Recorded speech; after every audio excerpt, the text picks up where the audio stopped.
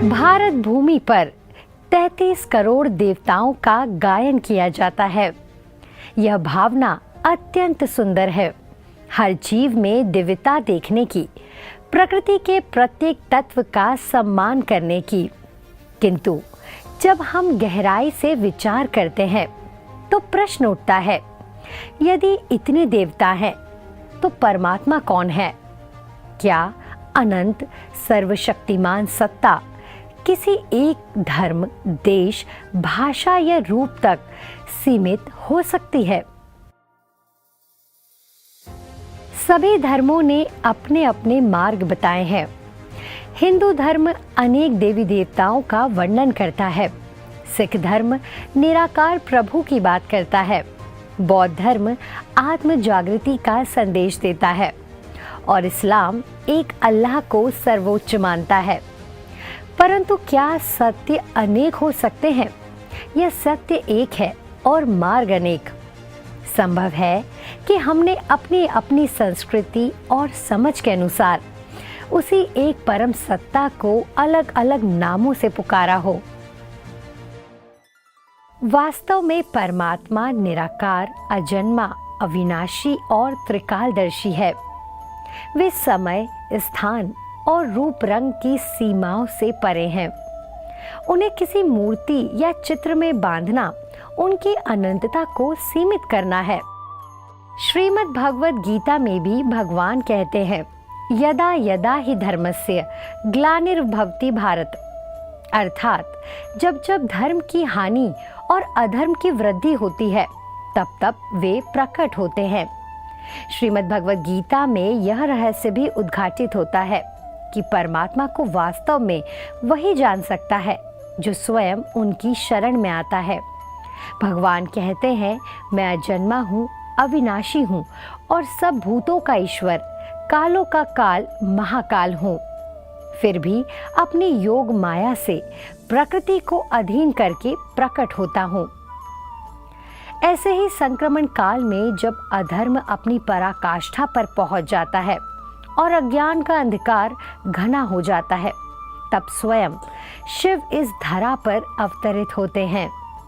यही कारण है कि अन्य देवताओं की जयंती या जन्म दिवस मनाया जाता है, परंतु शिव का जन्मदिन नहीं बल्कि महाशिवरात्रि मनाई जाती है। रात्रि अर्थात वह समय जब संसार आध्यात्मिक अंधकार में डूबा होता है। उनका स्वरूप ज्योतिर्बिंदु, प्रकाशमय और निराकार माना गया है। इसी कारण उन्हें ज्योति स्वरूप शिव और ज्योतिर्लिंग कहा जाता है।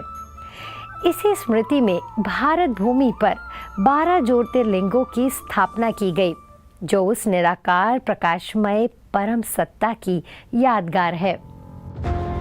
परमात्मा के नाम अनेक है, ईश्वर, अल्लाह, गॉड, वाहेगुरु, परंतु सत्ता एक ही है। वे सब आत्माओं के परम पिता हैं, सर्व शक्तियों के सागर हैं और परम धाम में निवास करते हैं। जब समय आता है वे आत्माओं को सत्य ज्ञान देकर जगाते हैं। तो सवाल उठता है कि परमात्मा कब आते हैं और कहाँ आते हैं?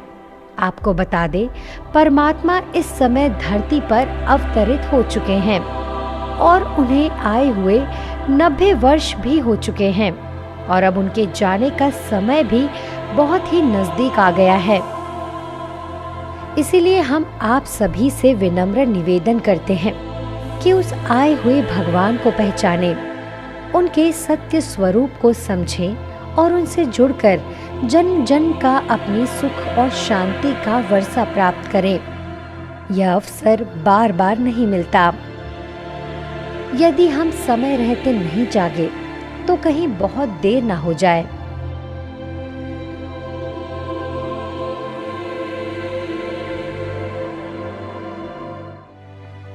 इस शिवरात्रि का संदेश स्पष्ट है। उस निराकार, कल्याणकारी सदा शिव को पहचाने। उनकी याद से आत्मा पवित्र बनती है, मन शांत होता है और जीवन में सच्चा सुख आता है। आज वे पुकार रहे हैं, हे आत्माओं, मुझे पहचानो, मैं तुम्हें दुखों से पार ले जाने आया हूँ। यदि हम इस अवसर को पहचान ले तो हमारा जीवन धन्य हो सकता है, अन्यथा समय बीत जाएगा और हम सोचते रह जाएंगे कि हमें पहले क्यों नहीं बताया गया। इसलिए आइए उस निराकार परमात्मा की पहचान कर उनकी याद और ज्ञान से अपने जीवन को सुख, शांति और पवित्रता से भर दे। यदि आप परमात्मा शिव के बारे में जानना चाहते हैं और राजयोग का अभ्यास कर अपने जीवन को सुख, शांति से दिव्य बनाना चाहते हैं तो अपने नजदीकी ब्रह्मा कुमारी सेवा केंद्र पर संपर्क करें।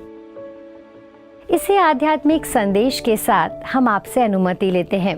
आप सभी को महाशिवरात्रि की हार्दिक शुभकामनाएं। ओम शांति।